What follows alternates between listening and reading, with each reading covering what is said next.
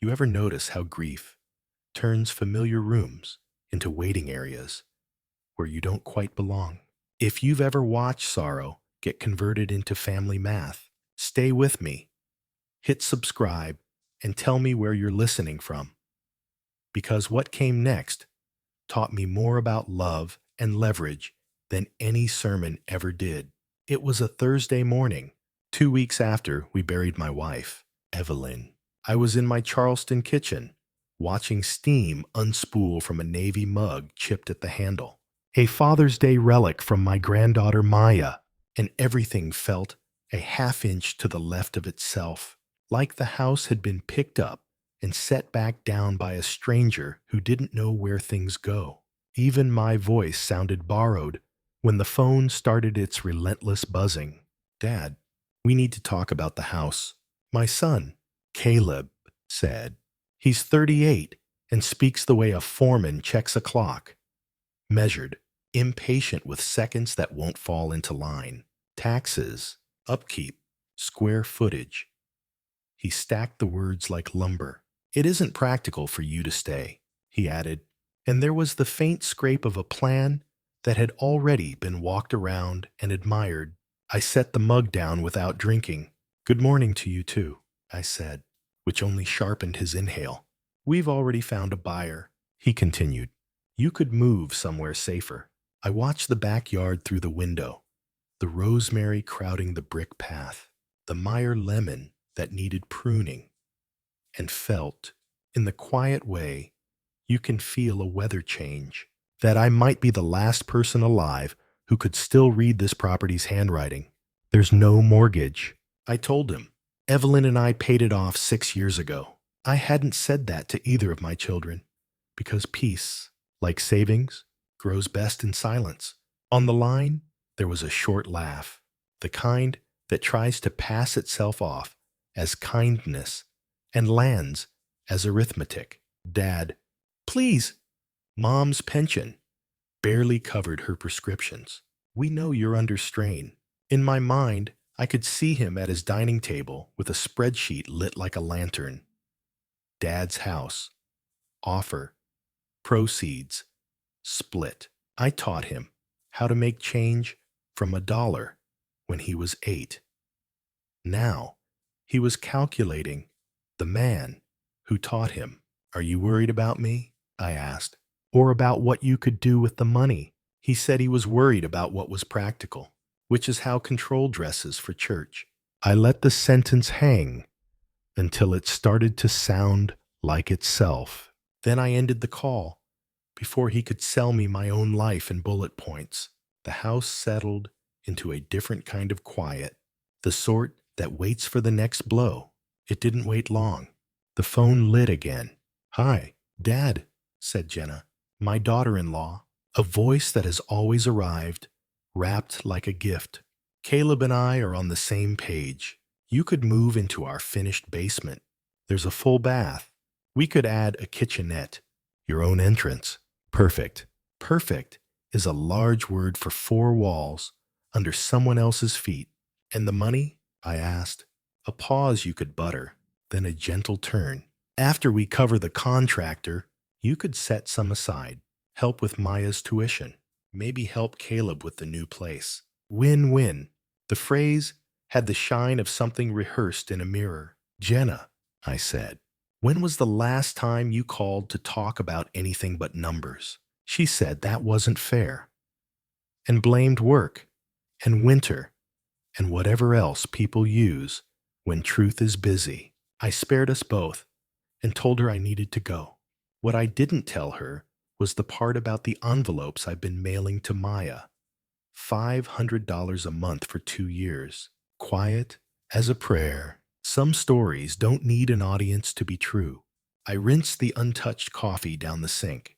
My hands came away smelling of rosemary, and the scent turned the yard into memory.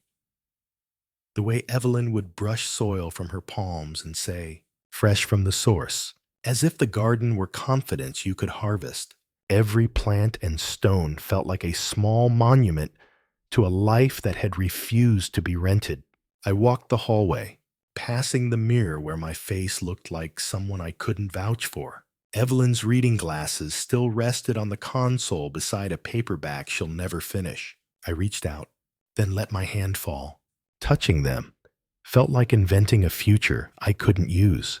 My feet took me to her study, a room that kept its promises.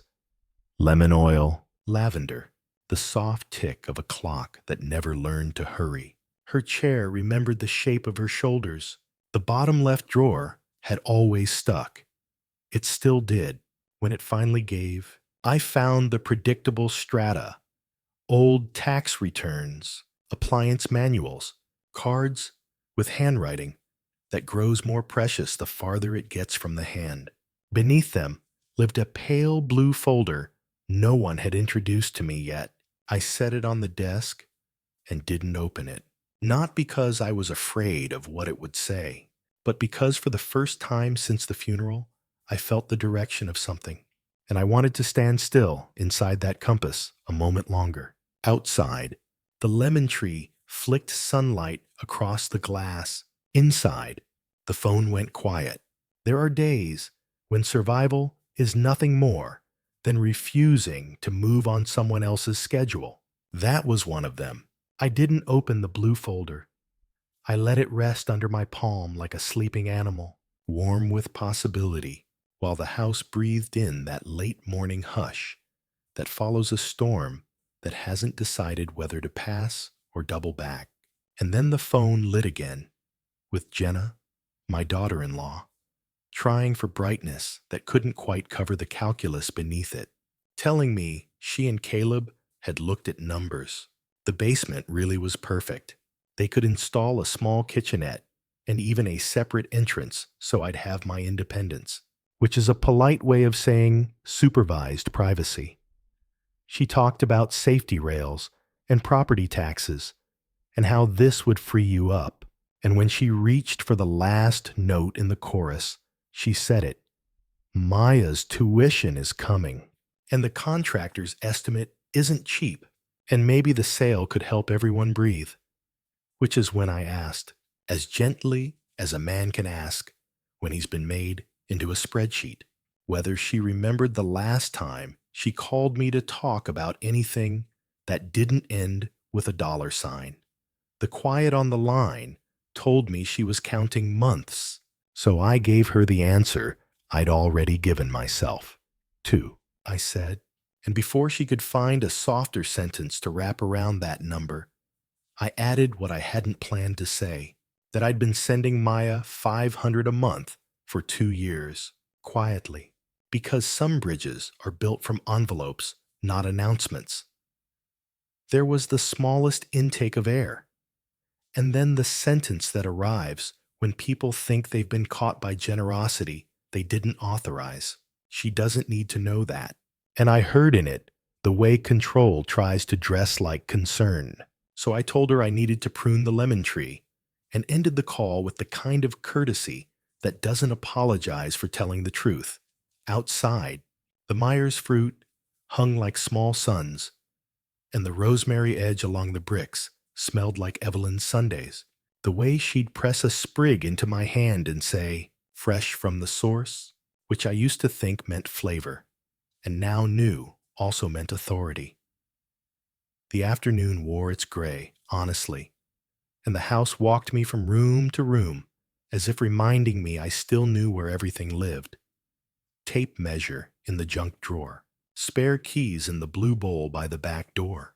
Evelyn's reading glasses folded on the console like an unanswered invitation, and when Caleb's voicemail arrived, it carried the tone men use when they've already promised a result to people standing behind them, calling this easy, if I would let it be, insisting a buyer was ready to move fast.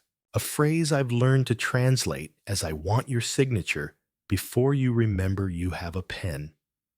I didn't call back, because speed is a poor substitute for consent.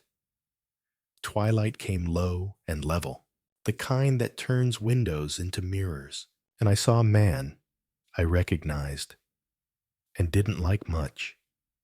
Tired, yes, but mostly undecided, and I told him, out loud, Because sometimes that's who listens. That undecided is just someone else's favorite version of me.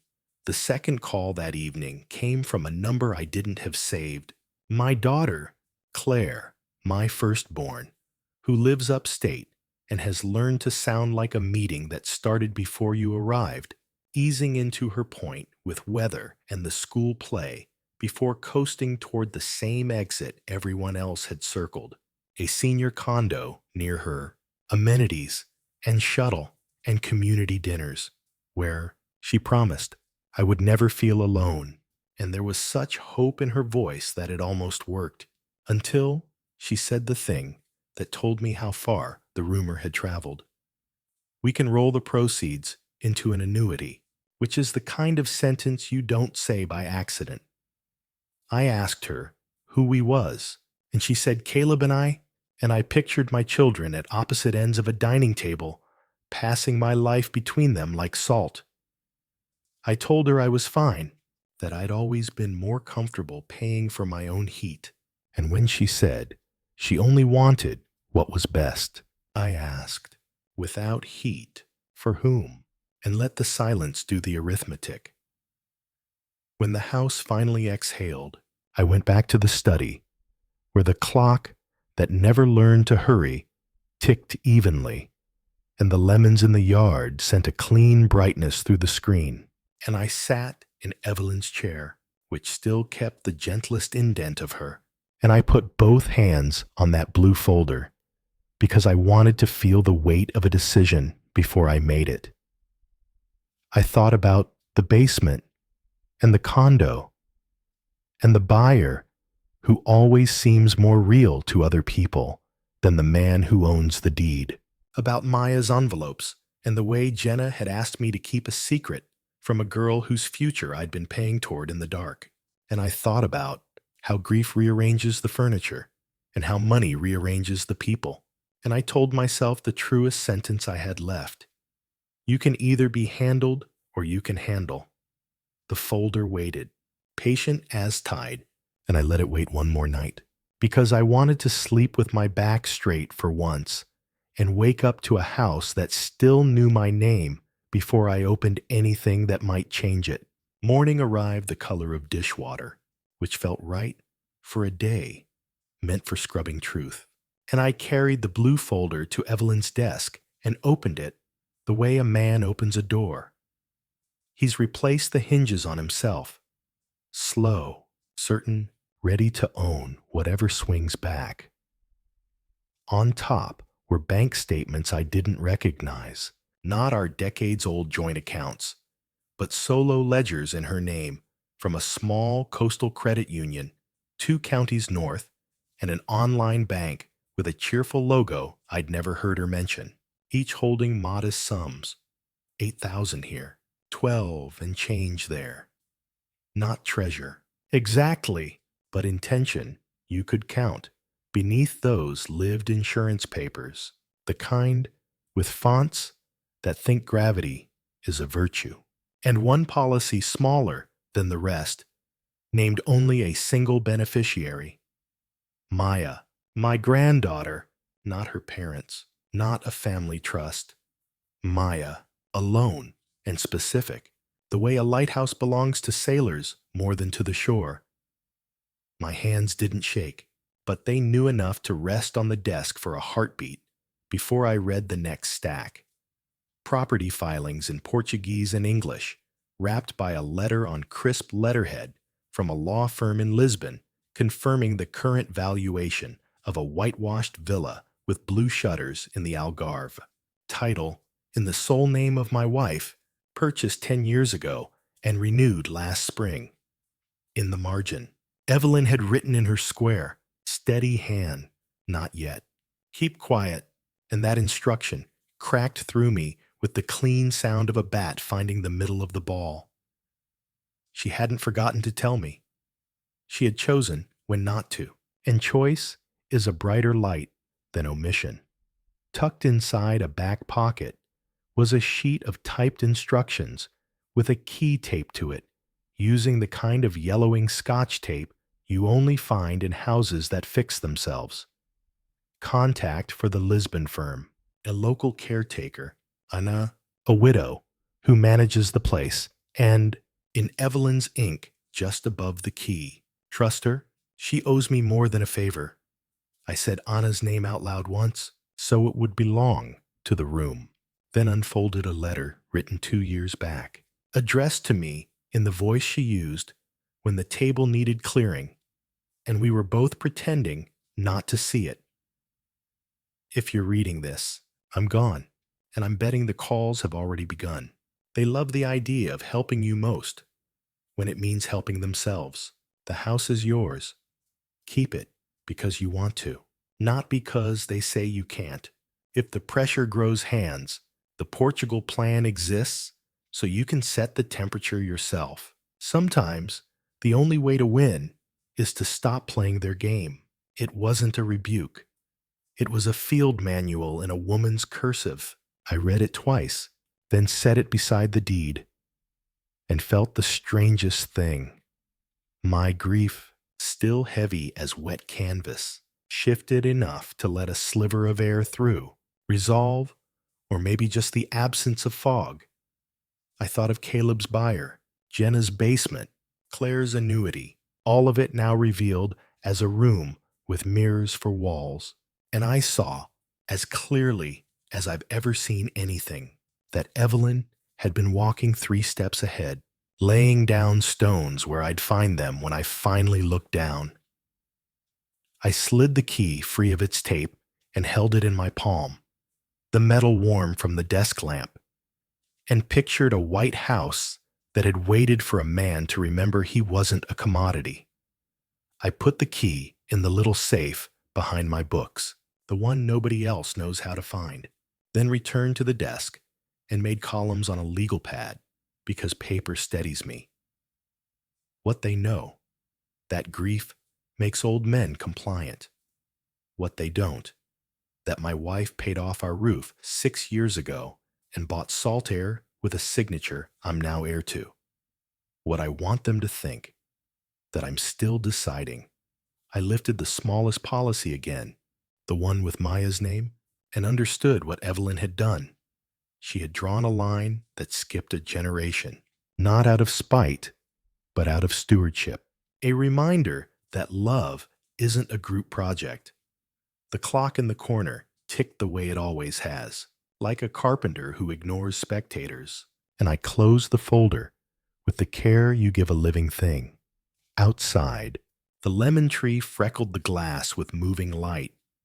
Inside, I could feel the house take my side, not against my children, but against the story they'd rehearsed. When the phone buzzed, I let it ring until silence returned, then wrote one more sentence at the bottom of the page.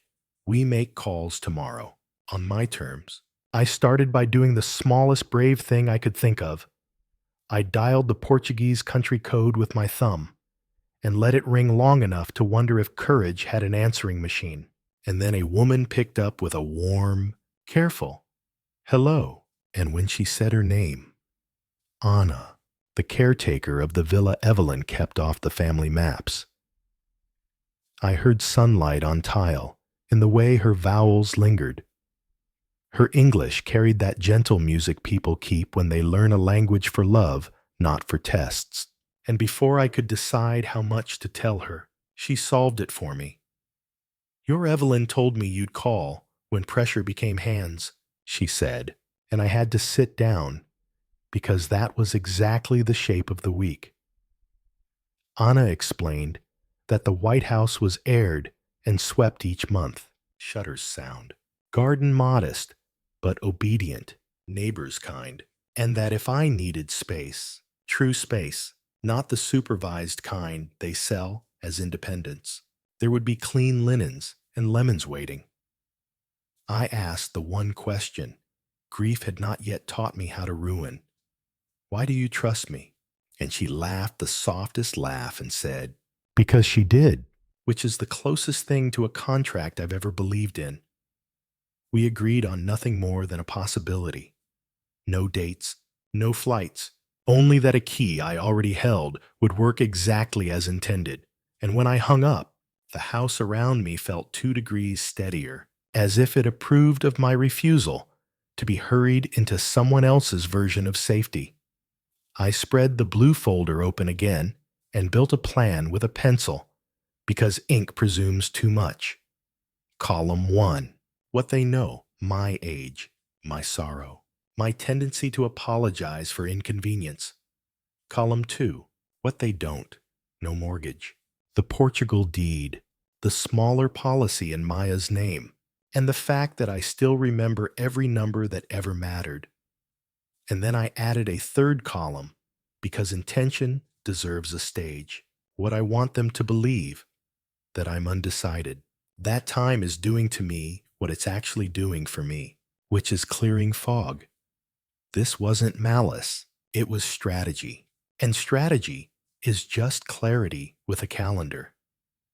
I made copies of the villa paperwork and of Evelyn's letter, one for my desk, one for the small safe behind my books, one to carry in my inside jacket pocket, because paper has a way of discouraging presumptions when it rides close to a heartbeat. I looked at the kitchen clock, a stubborn, honest thing that never ran fast for anybody, and set an appointment with the only other person besides Anna I wanted in the room with me, Peter Avery, my old estate's attorney, who once steadied us through a small inheritance skirmish and did it with the kind of calm you only learn by outliving panic. When his receptionist put me through, he said my name like a fact he hadn't forgotten, told me he was sorry about Evelyn without polishing the sorrow, and said, "Bring whatever she meant you to bring," which told me he still understood the difference between paperwork and intention. We set a time for the afternoon, and after the call, I walked the length of the house with the folder under my arm, like a passport, letting each room declare its loyalties. Bedroom, memories, not for sale. Hallway, mirror. I will not consult for permission. Study, jurisdiction of the blue folder. Kitchen, jurisdiction of work. The phone buzzed 3 separate times during that walk. Caleb, then Jenna, then Claire.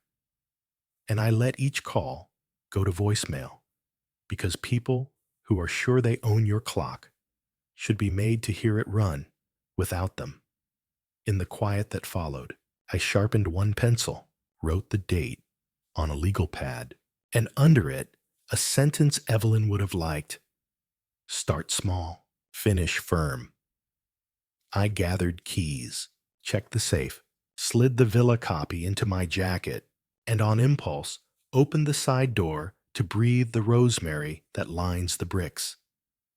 The air carried salt from the harbor and something else. Resolve, maybe, or the simple realization that being alone is not the same as being available. Back at the desk, I added one last note to the third column. Let them underestimate the distance between your silence and your surrender. And it felt like tightening a bolt you didn't know was loose. By the time I left for Peter's office, the plan wasn't grand, just measurable. Call made to Anna, documents split and secured, meeting set with counsel, phone set to do not disturb, and a man who had stopped letting other people set the temperature of his life. The garden outside glimmered in that thin noon light Charleston gives you when it's deciding between winter and mercy, and the lemon tree flicked its shadows against the glass like a metronome, keeping time with the only thing I wanted to hear, my own decision. Finally speaking at full volume, Peter Avery's office lives in a brick box that used to be a savings and loan, the kind of place that still keeps its old vault door in the lobby like a museum exhibit for confidence, and the receptionist with the kind eyes offered water without asking for a story, which I took as a good omen. Peter came out in a navy suit that looked like it had made up its mind a long time ago. shook my hand, and did not try to hug me, which is its own mercy when grief is still hot. We sat at a long walnut table, and I slid the blue folder toward him, open to what I wanted the world to recognize first, the recorded deed that put the roof solely in my name. And he read fast, but not careless, making small notes in the margin as he went, then tapped the page with his pen and said, "Good. This means no one sells so much as a garden hose without your signature." He asked me if anyone had represented me, and the way he gave the word heir told me he already knew the answer. So I told him about a buyer who had appeared like a magician's dove.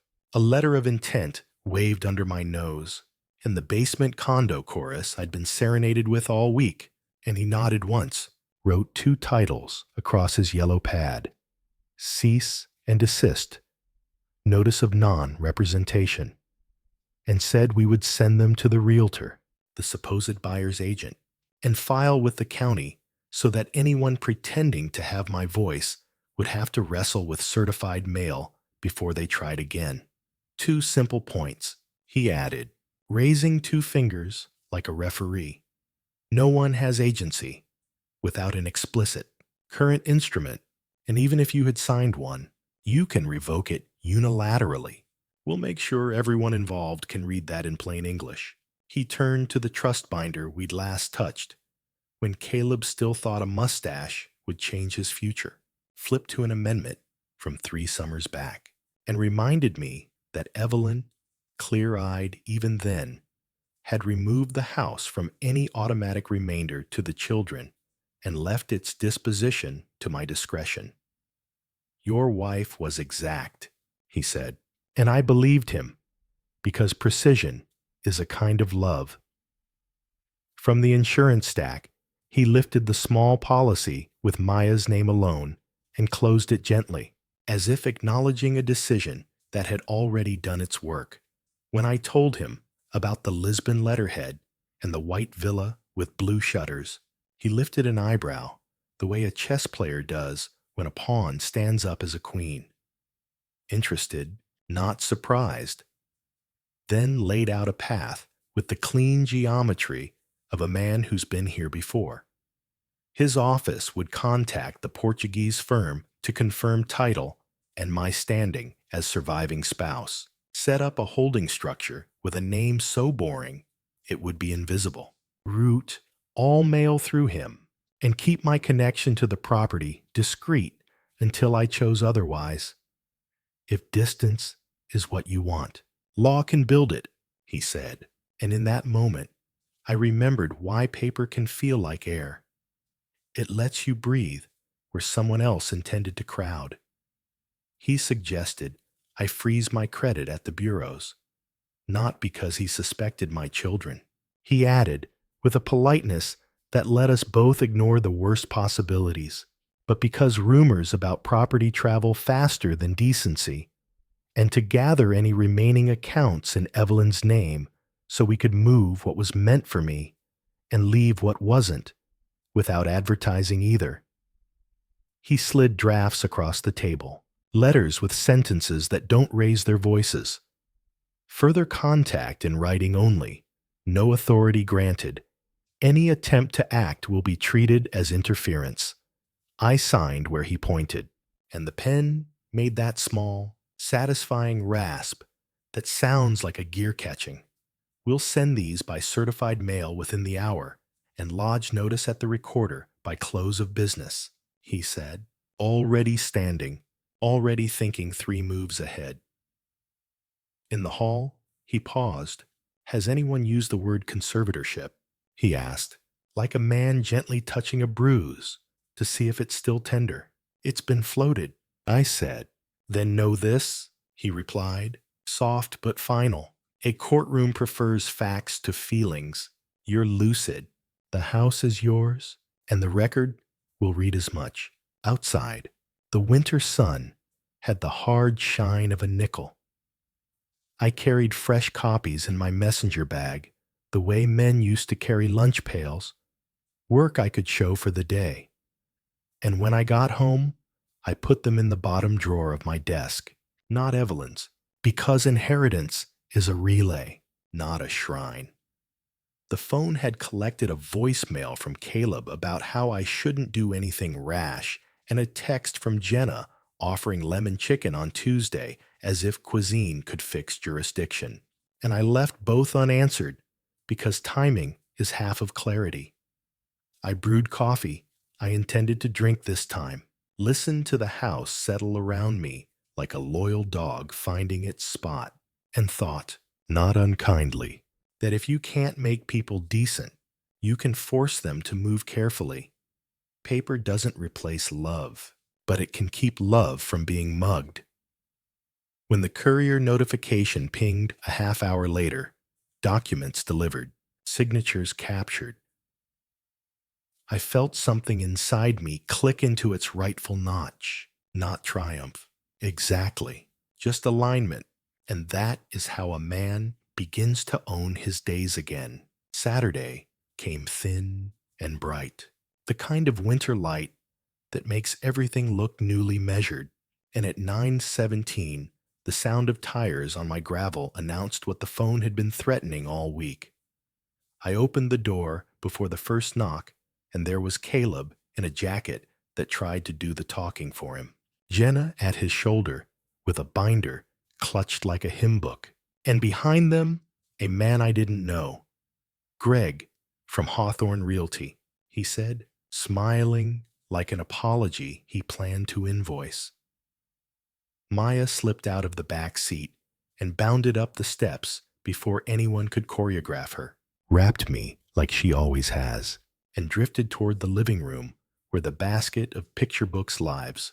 We won't take much of your time, Caleb announced, stepping past the threshold without waiting for my yes, which is its own kind of answer, and Greg produced a letter of intent with numbers on it that wanted to look inevitable, the way a storm looks official on radar. I poured tea into the heavy mugs Evelyn preferred for company and let the steam be the only motion in the room.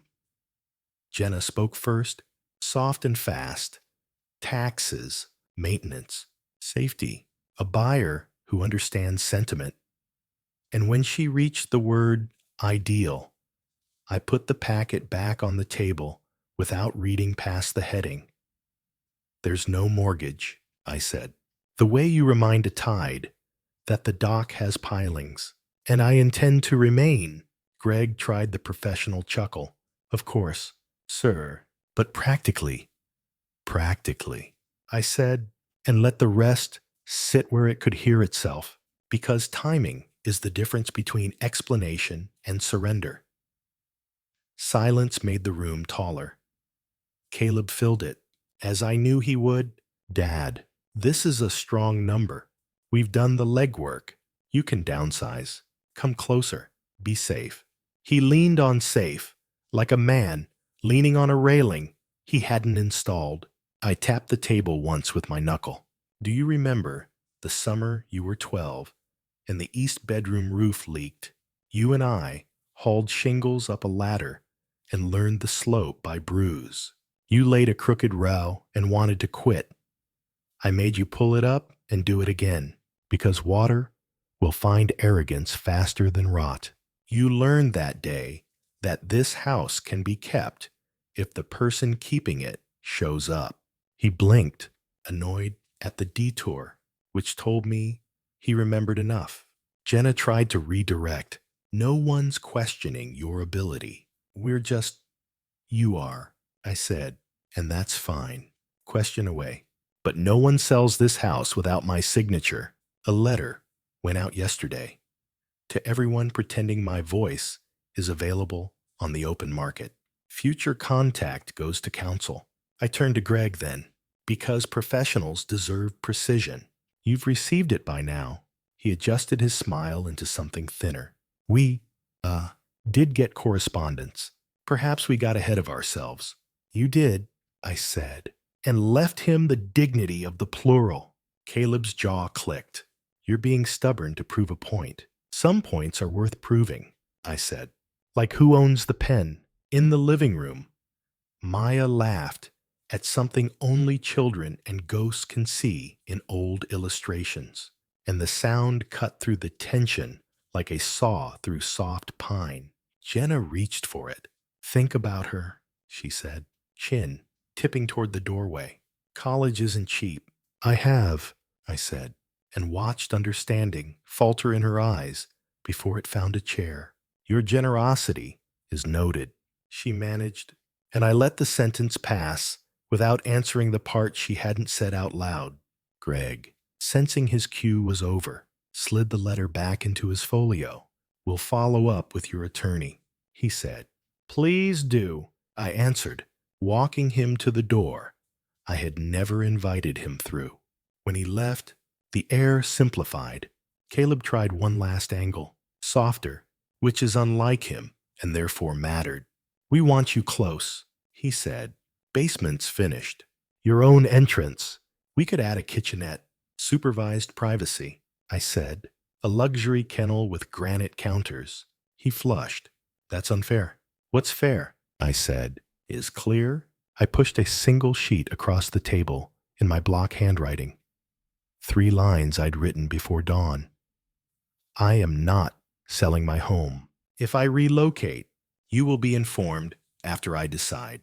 Support for Maya remains direct and at my discretion." Jenna read it and went quiet in the way people do when plain language refuses to become a negotiation.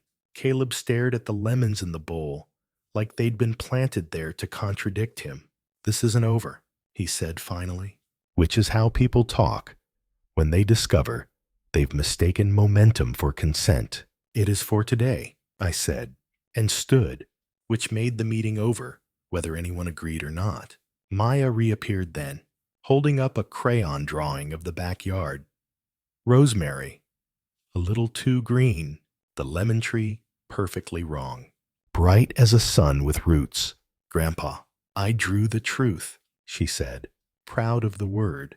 "You did." I told her, and pinned it to the refrigerator with the magnet shaped like a lighthouse. Because sometimes you don't need a metaphor to steer by. You just need a light that doesn't ask permission to shine. The next morning, I did 3 quiet things and let them add up to a temperature change.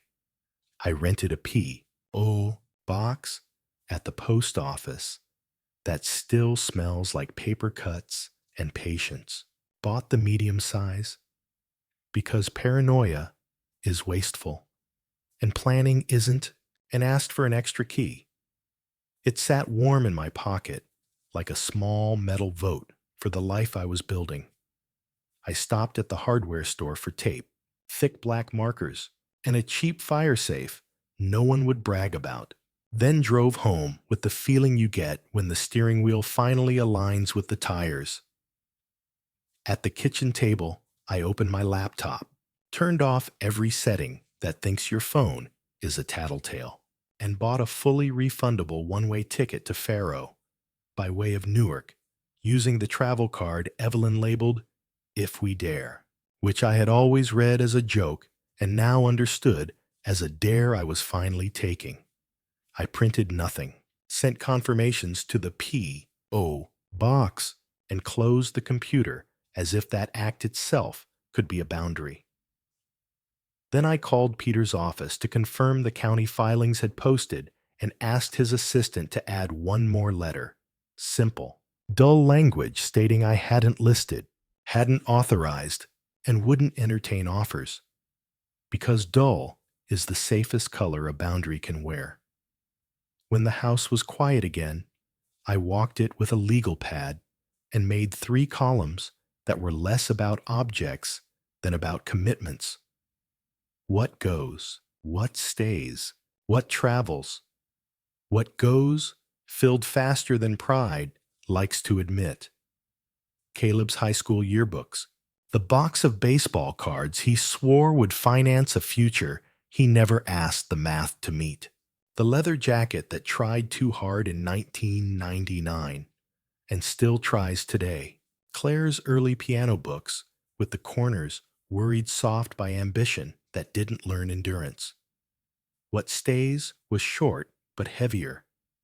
Our dining table with the tick marks of childhood carved up its leg like an honest staircase. The shelf of novels with Evelyn's margin notes that turned plots into maps. The clock in her study that refuses to hurry and therefore tells the truth. What travels came last and clean. Passport. The Lisbon envelope's copies. One photograph from the beach when we pretended to be young on purpose. The safe with duplicates of anything that might keep wolves civil. A modest handful of clothes that fit without negotiation. I labeled empty boxes with my neat block print and didn't fill them yet because momentum is a tool, not a master, and I wanted the labels to work on me first. Between rooms, I called Anna and told her only what she needed. No dates, just soon, and she said she would air the house again, set out fresh linens, clip lemons from her neighbor's tree if mine weren't ready, and leave a note on the table the way Evelyn had liked, short and sure. Her certainty steadied me more than caffeine, which I proved by drinking my coffee cold and not minding. Before lunch, I froze my credit with all 3 bureaus, not as an indictment, only as insulation, and made a small list of subscriptions to cancel so the paper trail would learn to whisper. I changed the front deadbolt myself, not from fear, but for the particular satisfaction of a key that answers to you, and oiled the hinges on the back door because a quiet exit should stay quiet. In the garage, I found the box of old manila envelopes and addressed 2 in my careful hand, one for Joyce next door, who collects mail and confidences without mixing them, and one for myself at the P.O. box, with a note tucked inside each that was more instruction than sentiment. All afternoon, I moved through rooms like a surveyor, not a thief. I paused at the refrigerator to secure Maya's crayon garden under the lighthouse magnet and told the drawing, which has never needed me to be reasonable, that it could come with me when the time came. In the late light, I made copies of the Portugal confirmation. 3, because 1 is fragile and 2 start arguments, and tucked them into 3 different places. The new safe, the bottom drawer of my desk under appliance manuals no one has ever read, and a plain envelope slid beneath the spare tire in the trunk because people get tired before they get thorough. By evening, the house had the clean silence of a shop closed for inventory, not abandonment, and I stood at the window watching the rosemary darken and felt the kind of relief you only get when you remember the difference between being alone and being available. My phone buzzed once with a text from Caleb. We should talk tonight, and I set it face down, not to punish him, but to remind myself who sets the clock. Strategy isn't war. I wrote at the bottom of my pad, it's breathing with a plan, and when I capped the pen, the day clicked into place, like a bolt finally tightened to the right torque.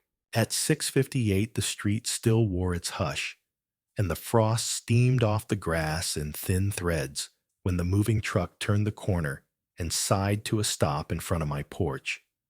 The driver, Rodriguez, a square-shouldered man with the patient eyes of someone who has carried other people's lives without breaking them, shook my hand and listened while I gave instructions I had written twice on a yellow pad so my voice wouldn't try to soften them. 2 stops. First to my son Caleb's place, then to my daughter Claire's. Deliver to the door, ask for a signature, and if no one will sign, take time-stamped photos and text them to me. The crew worked the way competence does. Quiet, efficient, no commentary. Rolling out boxes I'd already labeled in my neat block print. Caleb, return. Claire, piano books, return. A tie box with a note tucked under the ribbon, a shoebox labeled cards. He promised would pay for college. I slipped a single sentence on top of each stack. I'm returning what belongs to you. I'm keeping what belongs to me. Not a threat, just a description. The kind paper understands better than people do.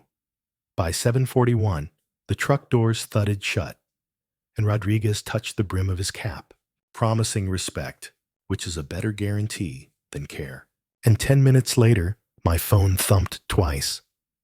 A photo of Caleb's porch, with the boxes squared like truth, and the note visible as if it had learned to glow. Then Claire's stoop, the piano books, riding the bench like a small, merciful accusation. At 8:19, the doorbell knocked in Caleb's knuckles. That fast, impatient rhythm I knew from baseball games and arguments, and I left the chain on because boundary is a conversation aid. He held up his phone so I could see the picture of his own front door, as if I might deny it, and asked what the hell this was. An adjustment, I said. Your things belong at your house. He laughed in that low, incredulous way. Men do. When control slips on the ice. Petty, Dad. Precise, I said. There's a difference. He pressed his palm against the door, like pressure could earn entrance. You can't do this and expect us to help you, son. I said evenly, I did this because you tried to help me into a basement. His jaw clicked. This stunt doesn't change the numbers. It wasn't aimed at the numbers, I said. It was aimed at the story. He demanded I open the door. I opened it, the width of decency, and no more. He shoved a folded letter of intent into the gap until it bent against the chain. This is a good offer. For you, I said, and handed it back. For me. The price is wrong. He searched my face for the old soft spot. I let him find a wall instead. You're making this hard. I'm making it clear. He left with tires that tried to read as punctuation and managed only noise. At 8:43, Claire called. No hello. Just the breath of a woman standing over a box she hadn't asked to receive. What am I supposed to do with this? She asked, meaning the piano books. And the essay she wrote at 13 about wanting to be the person who brings something to the table, which I had placed on top like a mirror. Carry it, I said. Practice on the way to your car. Don't ask other people to store what's yours. That's unkind, she said quietly. It's economical, I answered, and waited for the understanding that arrives only when no softer option remains. She swallowed. I don't want to be on the other side of you. Then stop standing with the people who are selling tickets, I said, not unkindly. We sat with the line for a moment. Then she exhaled. Are we going to see you? When I decide, I said, and when I say Sunday and pie, I'll mean it.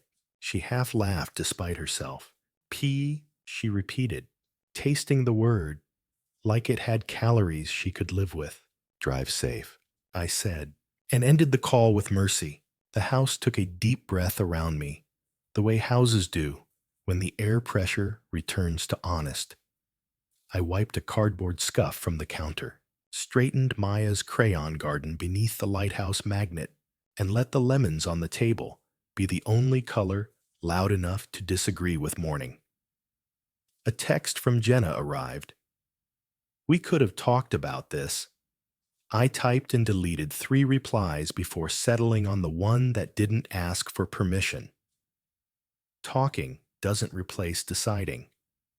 I slid the extra Portugal copy into the small safe, turned the dial, and listened for the click that tells you the numbers agree with your intentions. At 9:32, Rodriguez sent a final message. 2 signatures obtained, 2 photos for the records. And I thanked him the way men thank each other when the job has been done without theater. Afterward, I stood at the window, while the rosemary shook in a breeze I couldn't feel, and thought about the difference between petty and precise, between noise and punctuation, between a past I was done babysitting and a future I was finally willing to meet at the airport. The phone stayed face down, and for once, that didn't feel like defiance. It felt like grammar. Thursday arrived the color of wet nickel, and Peter Avery came 5 minutes early, which is to say on time, taking the chair at my kitchen table like a man who respects wood and jurisdiction. He dated his legal pad with a slow pen stroke that sounded like a metronome, and when Caleb walked in with a man he introduced as Jeff, our attorney, Jenna half a step behind. I noticed who didn't come. Maya, whose absence made the room feel a degree colder, as if hope had stepped onto the porch and decided to wait there. Jeff began in the patient tone of someone who has trained chaos to wear a tie. We're here in good faith to explore solutions that honor everyone's interests. And Peter slid 2 letters across the table so quietly they sounded like decisions, the stamped green slips clipped on top. The cease and desist that fenced off my signature, and the notice to the county that no one speaks for me. Jeff read quickly, the way lawyers read when they're trying not to admit they've been briefed by rumor, and said words like misunderstanding and practical pathway, while Caleb's jaw worked from clench to confession and back. I let the voices stack until they started to lean, then set my phone in the center of the table, screen dark, not as a threat, but as a reminder that clocks exist. Before we go further, Peter said, soft enough to land but not bounce, has anyone raised conservatorship? And the way Jenna's eyes flinched told me the answer before Caleb found his version of no. We have recordings, Peter added, still gentle, and a court prefers facts to feelings, which is the closest thing to mercy a courtroom ever gives. I didn't savor it. I slid a single page across the wood in my block handwriting. 3 lines I'd written before dawn and slept beside like a pledge. 1. I am not selling my home. 2. If I choose to relocate, you will hear it from me after the decision is made. 3. I will continue to support Maya directly, at my discretion, and any attempt to route that through intermediaries ends all support. Jenna read it and went very still, the way people do when plain language refuses to put on makeup. Jeff cleared his throat into a smaller room and tried compromise as a noun.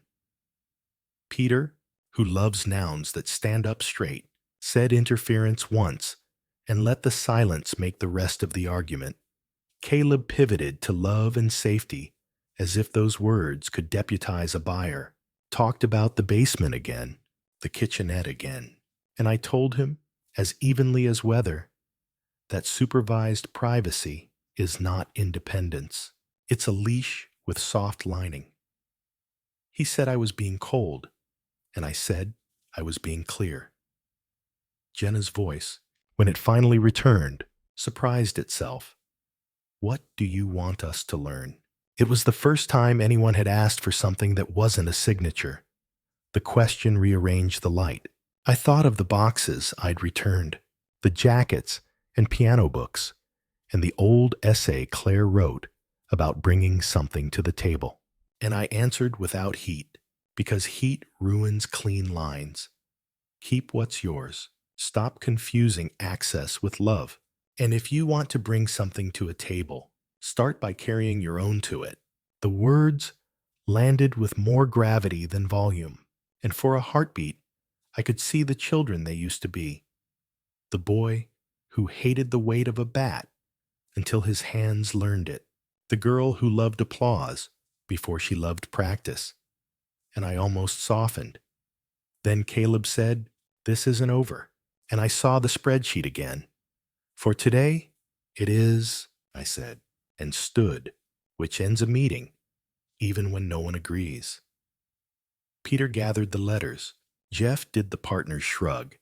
That means he will now advise his client in a lower voice. And at the door, Jenna turned back, not to plead, but to ask the only question that still mattered to her. Will you at least come for dinner next week? Ask me on Sunday, I said, and ask for pie. And the line was for Caleb more than for her. An invitation to a conversation that isn't about square footage. They left with coats that made promises their words couldn't keep, and the table took its breath back. The clock in Evelyn's study ticked without hurry. The lighthouse magnet held Maya's crayon garden to the fridge like a small, bright jurisdiction, and my phone, still face down, buzzed once with a delivery alert from the post office. A heavy envelope waiting in a little metal box that answers only to my key. I didn't rush to get it. Victory was quiet by design, and quiet is easier to keep when you refuse to be chased. The envelope waited at box 312 like a small brick wrapped in bureaucracy. Yellow slip tucked in the slot, and the clerk, with the kind eyes, handed it over with the gravity people reserve for packages that can change a month. In my truck, I slit it with a thumbnail and read until the words stopped being foreign. Confirmation from Lisbon.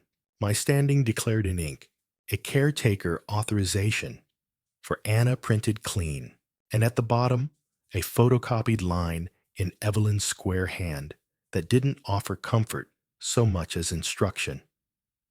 If this is in your palms, you're moving, not drifting. I drove home slower than usual and set the envelope beside the blue folder on the desk, the way you set two tools together when a job is finally ready to be done. Then packed the suitcase I trusted.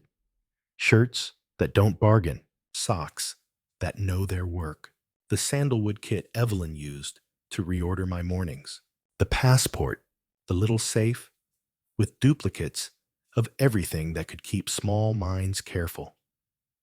I made one more pass through the house, not for sentiment, but for fidelity.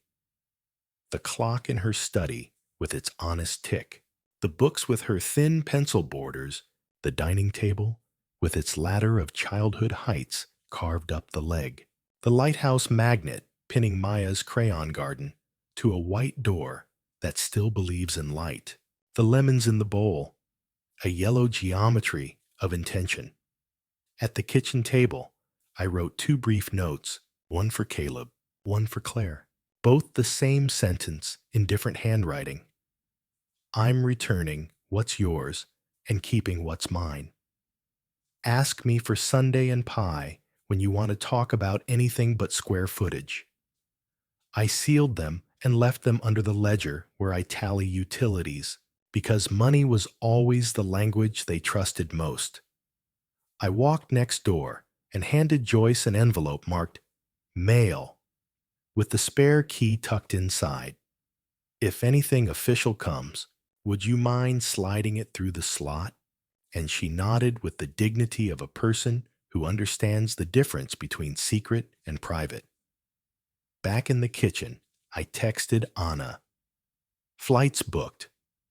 Arrival soon. Could you ready the house the way Evelyn liked? Fresh linens, windows cracked, a bowl of lemons within reach. She replied in a moment, Yes, Senor, I will make the rooms breathe. And the verb chose me more than I chose it. I turned off location sharing, forwarded nothing, canceled the 3 subscriptions that believe being in your pocket is a birthright, and put watering instructions on a yellow pad for the neighbor's grandson who mows my lawn in July. My phone buzzed twice with messages that began with my name like a claim. Jenna offering to drop by with soup, Caleb wondering if we were okay. And I let each one join the cloud of things I would answer when the story no longer had me on its back. Sunset pressed through the lemon tree like coins in stained glass, and I stood at the sink the way a man does when he is both leaving and not escaping. Rinsed the mug turned it upside down to dry, and ran a dry cloth over the counter until it felt like a promise. Before the car came, I opened the safe one last time and touched the Portugal copies, not to reassure myself, but to thank the paper for doing its job. Then I slid Maya's drawing into the front pocket of the suitcase, because there are talismans you choose and talismans that choose you. The ride to the airport smelled like vinyl and last shifts, and when the driver asked if I was traveling for business or pleasure, I said neither, for temperature. And he laughed the way people laugh when a stranger gives them the exact truth they didn't ask for. At security, I moved with the patience of a man who has decided and therefore isn't late. Belt into the gray tub, shoes to follow. The envelope from Lisbon carried like a spine. At the gate, I turned my phone face up for the first time all day and wrote a single text to the family thread. I am safe. I love you. I will be in touch when I have a kitchen table that belongs to me. No city, no flight number, just the shape of a boundary that didn't apologize for existing. When they called boarding, I stepped forward with the unremarkable confidence of someone who has stopped asking for permission, found my seat, buckled the belt, and let the white noise rise. As the plane lifted, Charleston unstitched beneath me. Rivers like handwriting, neighborhoods like receipts, and I felt the smallest tilt inside, not triumph, not even relief, more like alignment, the way a door feels when it meets its frame without complaint. I pictured a white house with blue shutters, breathing open to salt air, a bowl of lemons, a window that remembers how to be a horizon. And I pictured my own front door back home locked, not against my children, but against the story they had rehearsed for me.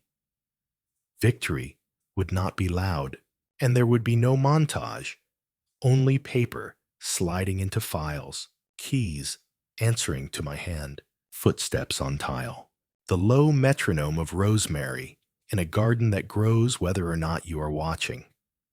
I closed my eyes and heard Evelyn say what she's been saying all along.